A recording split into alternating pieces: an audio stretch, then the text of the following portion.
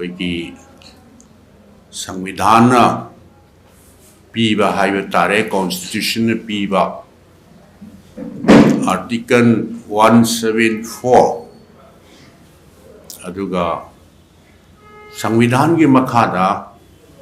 सेमीबा rule of procedure conduct of business मदुगी rule number 17 ने the पीरिबा सही अमदा कैलेंडर ईयर अमदा हाइबा तारे कैलेंडर ईयर सि हुजिक लोइगदौरेनो कैलेंडर ईयर अमदा यामद्रबदा democratically elected government state assembly से यामद्रबदा अहुम लगती not less than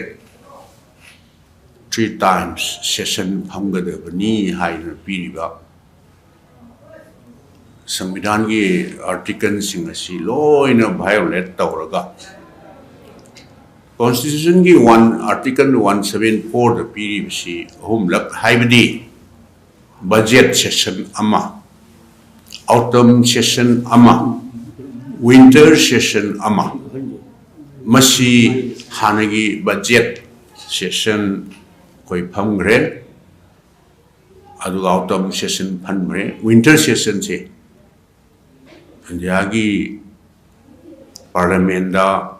parliament session ju aduga ate state sing ji session ji loina winter session ji loina ayambana phamna bani adu koi manipur gi di hojik masi phamna ba somon chu tobide aduga phamna ba gi prepare to su ude calendar year di loi ge dore na tarikh kun ga ma khoida gi leader of the opposition congress ki former chief minister Manipur Sri Ibobi along with MPCC president and other leaders of the congress when press conference on thangiba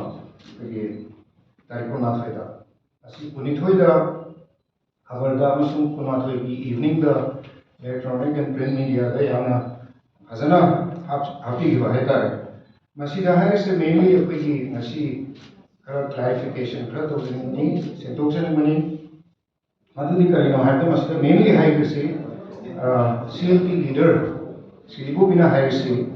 the Indian Constitution ki Article 174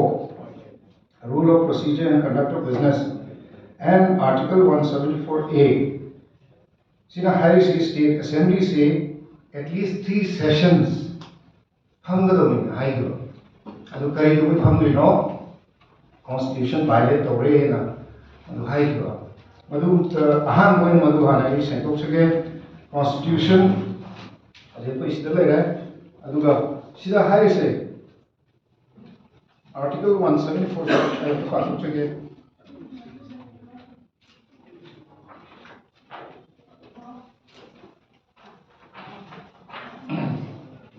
कोई India की constitution में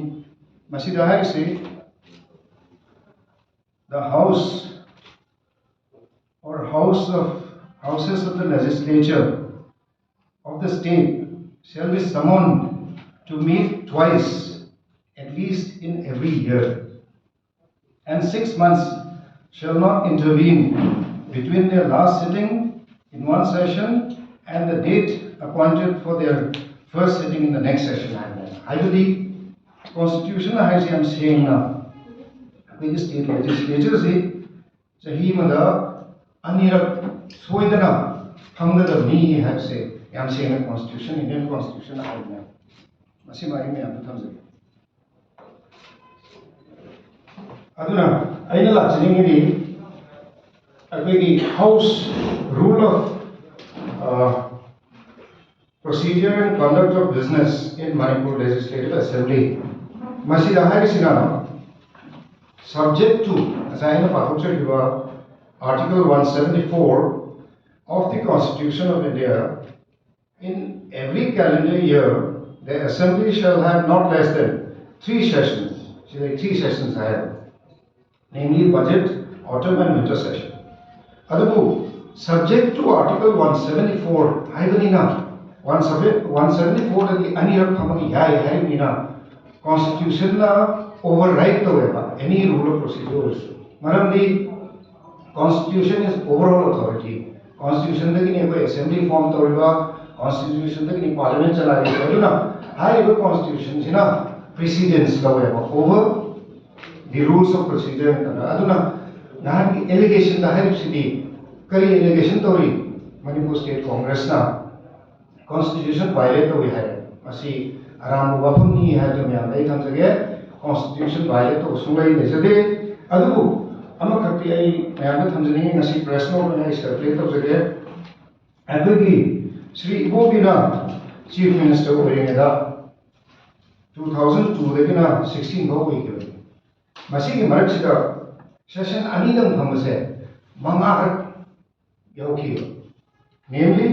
2003 da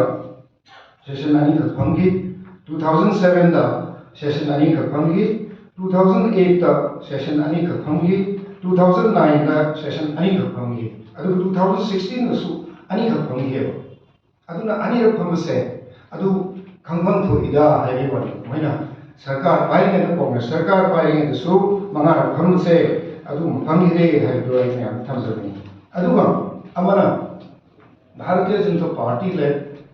Sarkar 2017 de la 2017, 18, 19 and 20 se masida akhoi 3 sessions per year phamgi adu laiba thiba hai tare covid la ko degi adegi huji tor ira chimar marga 2 sessions constitution provision ke do na chali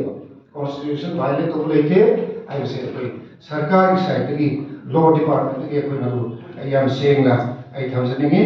adu loina na aina hasini ko ye koi laiba allegation to bibo matamda koi munna parga yengaga asana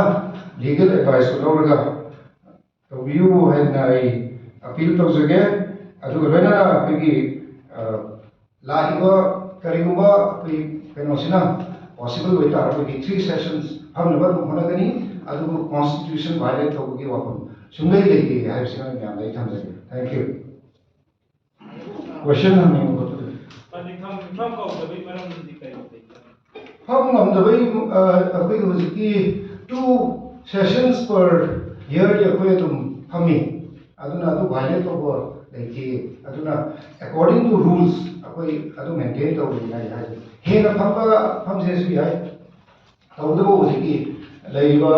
था तरु की मंगा फंगनी है तो मधुदी कोई ना ना सरी है बे थम